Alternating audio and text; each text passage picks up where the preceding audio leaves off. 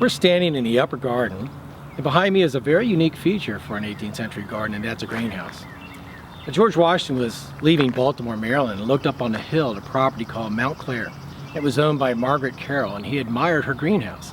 Wrote a letter to her asking if she might send him measurements and instructions on how she created her greenhouse so that he could have one here at Mount Vernon. And she was thrilled to do that, and not only provided that information but also provided plants to him once his greenhouse was complete to start his collection of tropical plants.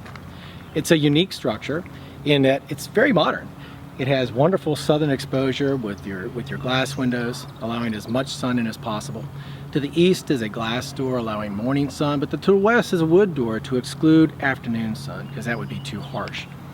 Now, the main thing was to keep plants alive in the wintertime, and so the way to do that was to get as much heat going in that greenhouse as possible, and then close shutters so that cold air wouldn't infiltrate in. On really cold nights, you could put a candle at the base of those shutters where the crack was, where they joined, so to keep the cold air from infiltrating in as the hot air would rise.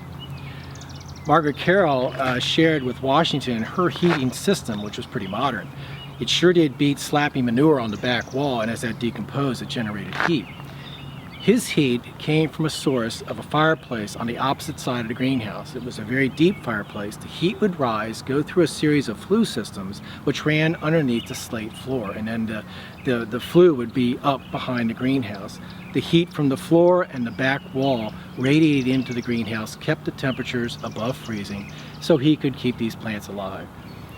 Visitors' accounts of people walking through this beautiful garden admired lemons, limes, and oranges and thought, wow, is that unique, and how very special it was. So Washington accomplished what he was trying to achieve, a beautiful structure and something that would delight his guests.